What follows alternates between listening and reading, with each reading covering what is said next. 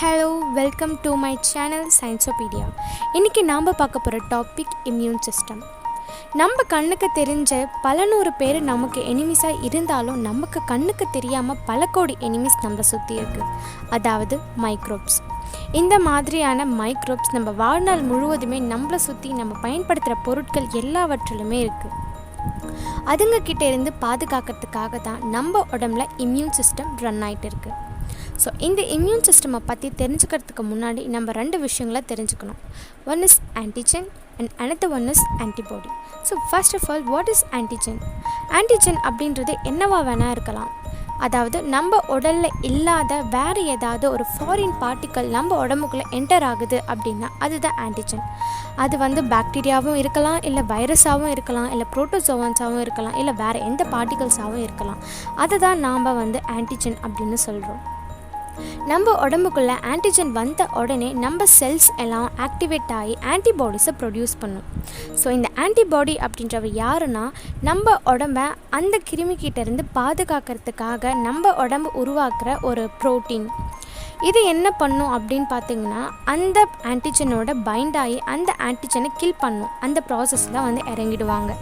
So இதுதான் பார்த்திங்கன்னா முழுக்க இம்யூன் சிஸ்டம் இப்படி தான் நடக்குது. ஸோ இம்யூன் சிஸ்டமில் யார் யாரெலாம் இருக்கா, நம்ம உடம்புல நிறைய பார்ட்ஸ் இருக்குது.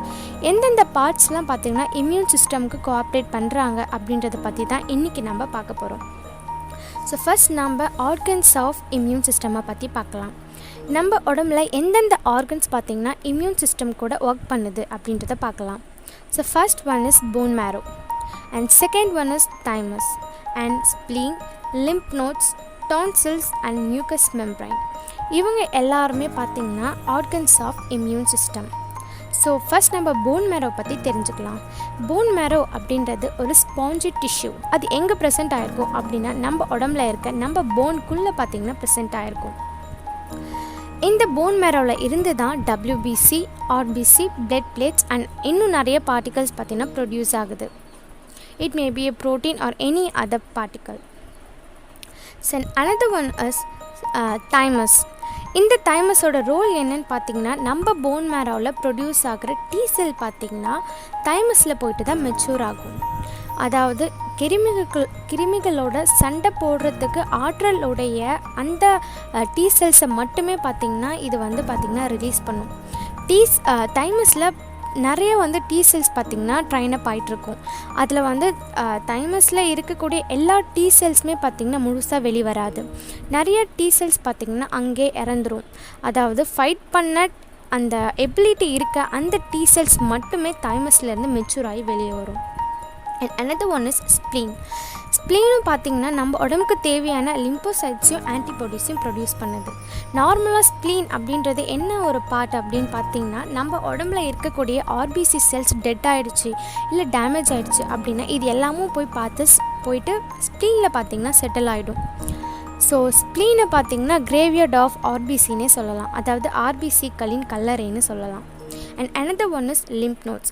லிம்ப் நோட்ஸில் பார்த்திங்கன்னா நம்ம உடம்புக்கு தேவையான லிம்போசைட்ஸ், அதாவது நோய் எதிர்ப்பு சக்திக்கு முக்கியமான இந்த லிம்போசைட்ஸ் எல்லாமும் பார்த்திங்கன்னா லிம்ப் நோட்ஸில் இருக்கும். லிம்ப் நோட்ஸ்லேருந்து லிம்ப் வெசல்ஸ் மூலிமா நம்ம பிளட்டுக்கு பார்த்திங்கன்னா அது ட்ரான்ஸ்ஃபர் ஆகும். அண்ட் லிம்ப் வெசல்ஸ்லேயே பார்த்திங்கன்னா டேரெக்டாக டேமேஜ் ஆன அந்த பார்ட்டுக்கு போயிட்டு தன்னுடைய ஆக்டிவிட்டியை செய்ய ஆரம்பிச்சிடும்.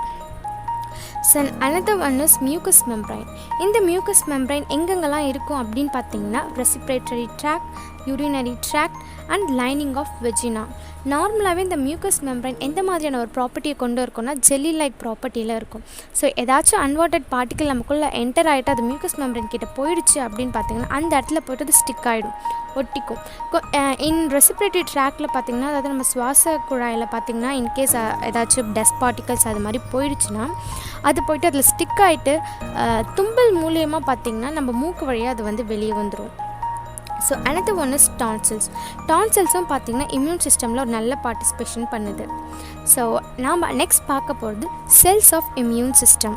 இம்யூன் சிஸ்டமில் என்னென்ன செல்ஸ் பார்த்திங்கன்னா இருக்குது அப்படின்னு பார்த்திங்கன்னா lymphocytes, neutrophils, monocytes and monocytes or macrophages. இப்போ நான் சொன்ன எல்லாமும் பார்த்திங்கன்னா WBCயோட செல்ஸ் தான். ஸோ WBCன்னு காமன் நேம் இருந்தாலும் அதுக்கு பார்த்திங்கன்னா டைப்ஸ் இருக்குது. ஸோ இந்த லிம்போசைட்ஸ்ன்னு சொன்ன இந்த ஒரு வார்த்தைக்குள்ளே 3 செல்ஸ் இருக்குது. T cells, B cells and NK cells. T செல்ஸை நம்ம ஏன் டி செல்ஸ்னு சொல்கிறோன்னா, ஏன்னா அது போன் மேரோவில் ப்ரொடியூஸ் ஆனாலும் தைமஸில் போயிட்டு மெச்சூர் ஆகுது. ஸோ அதனால் அது நம்ம டி செல்னு சொல்கிறோம். பி செல் பார்த்திங்கன்னா போன் மேரோவிலே ப்ரொடியூஸ் ஆகி போன் மேரோவிலே மெச்சூர் ஆகுது. ஸோ அதனால் அது நம்ம பி செல்னு சொல்கிறோம். ஸோ என்கே செல்ஸ்னால் நம்ம எல்லாருக்குமே தெரியும், இட்ஸ் நேச்சுரல் கில்லர் செல்ஸ். நேச்சுரலாகவே பார்த்திங்கன்னா நம்ம உடம்புல வர ஆன்டிஜனை அது கில் பண்ணும். ஸோ அனதர் நம்ம பார்க்க போகிறது proteins of immune system. So எந்த மாதிரியான ப்ரோட்டீன்ஸ் எல்லாம் பார்த்திங்கன்னா இந்த இம்யூன் சிஸ்டமில் ஒர்க் ஆகுது அப்படின்னா cytokines, antibodies, complement proteins. So cytokines எது ப்ரொடியூஸ் பண்ணுது அப்படின்னா டி செல்ஸ் தான் ப்ரொடியூஸ் பண்ணுது. சைட்டோகைன்ஸோட ஃபங்க்ஷன் என்ன அப்படின்னு பார்த்தீங்கன்னா it is a signalling protein. அதாவது நம்ம உடம்புல ஆன்டிஜன் வந்துருச்சு அப்படின்னா நம்ம உடம்புல இருக்க அனைத்து ஆன்டிபாடிஸ் அல்லது அதுக்கு எதிராக செயல்படக்கூடிய செல்ஸ்க்கு பார்த்திங்கன்னா இது சிக்னல் கொடுக்கும். And another it is also responsible for inflammation. நம்ம உடம்புல ஏதாச்சும் இன்ஃபெக்ஷன் ஆச்சுன்னா இல்லை அடிபட்டுச்சுன்னா பக்கத்தில் பார்த்திங்கன்னா ஒரு வீக்கம் ஏற்படும். ஸோ இதுக்கும் காரணம் பார்த்திங்கன்னா சைட்டோகைன்ஸ், அதாவது சைட்டோகைன்ஸும் இதுக்கு ஒரு காரணம். ஸோ நேச்சுரலாக பார்த்திங்கன்னா இன்ஃப்ளமேஷன் அப்படின்றது ஒரு டிஃபென்ஸ் மெக்கானிசம். ஸோ நெக்ஸ்ட் நம்ம பார்க்க போகிறது ஆன்டிபாடிஸ். ஸோ ஆன்டிபாடிஸை பற்றி நான் ஸ்டார்டிங்லேயே சொல்லிட்டேன். ஆன்டிபாடிஸ் பார்த்திங்கன்னா 5 மேஜர் கிளாஸஸ் இருக்குது. So first one is IgG, IgA, IgM, IgD and IgE. So IgGல பார்த்தீங்கன்னா 4 subclasses இருக்குது. IgG1, IgG2, IgG3, IgG4. IgAல பார்த்தீங்கன்னா 2 subclasses இருக்குது. IgA1, IgA2. ஸோ இப்போ இந்த IgG அப்படின்றத ஃபுல் ஃபார்ம் என்ன அப்படின்னு பார்த்தீங்கன்னா immunoglobin G, immunoglobin A, immunoglobin M, immunoglobin D and immunoglobin E. So இதோட ஃபங்க்ஷன்ஸை பற்றி நம்ம இப்போ பார்க்கலாம். ஸோ ஃபஸ்ட் நம்ம IgGயை பற்றி பார்க்கலாம். நம்ம உடம்புலே IgG அப்படின்ற இந்த இம்னோக்ளோபின்ஸ் தான் பார்த்திங்கன்னா அதிக குவான்டிட்டிஸில் இருக்கும். இது பார்த்திங்கன்னா டைரெக்டாக பிளட் ஸ்ட்ரீமில் இருந்து அந்த டேமேஜ் ஆன அந்த டிஷ்யூக்கு பார்த்திங்கன்னா ஈஸியாக போக முடியும். ஸோ IgG பார்த்திங்கன்னா நம்ம அதாவது மதர்கிட்ட இருந்து பிளசண்டா வழி மூலயமா அதாவது நியூபார்ன் சில்ட்ரனுக்கு போயிட்டு இம்யூனிட்டியை கொடுக்க முடியும். And another one is IgM. இதுதான் பார்த்திங்கன்னா நம்மளுக்கு வந்து இன்ஃபெக்ஷன் ஆன உடனே ஃபஸ்ட்டு ரெஸ்பான்ஸ் பண்ணக்கூடியது எதுன்னு பார்த்திங்கன்னா IgM ஆன்டிபாடி தான். And it is an important in protection during early days of infection. நம்மளுக்கு இப்போ தான் நம்மளுக்கு இன்ஃபெக்ஷன் ஆயிருக்கு அப்படின்னு இருக்கப்போ ஃபஸ்ட் ப்ரொடியூஸ் ஆகிறது IgM தான். இது ரொம்ப important during yearly stage. And another one is IgA. இது பார்த்திங்கன்னா மியூக்கோசா மெம்பரைனுக்கு பக்கத்தில் பார்த்திங்கன்னா ப்ரொடியூஸ் ஆகும். மியூக்கோசா மெம்பரைன் பக்கத்தில் ப்ரொடியூஸ் ஆகி அதோட எதை நோக்கி இருக்குன்னு பார்த்திங்கன்னா டியர்ஸ், பைல்ஸ், சலைவா அண்ட் மியூக்கஸில் பார்த்திங்கன்னா போய்ட்டு செட்டில் ஆகிடுவாங்க. ஸோ அந்த இடத்த நோக்கி இவங்க பயணப்படுவாங்க. They are produced against infections in respiratory tract and intestine. நம்ம சுவாச குழாயிலையும் இன்டெஸ்டின்லேயும் இன்ஃபெக்ஷன் ஆச்சுன்னா அதுக்கு ஃபஸ்ட்டு ரெஸ்பான்ஸ் பண்ணுறவங்க யாராக இருப்பாங்கன்னா IgAவாக தான் இருக்கும். So another one is IgE. இந்த IgE பார்த்திங்கன்னா எதுக்கு எதிராக ரெஸ்பான்ஸ் பண்ணும் அப்படின்னு பார்த்திங்கன்னா allergic reaction.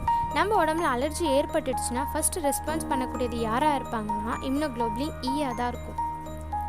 And immunoglobin D last but not least.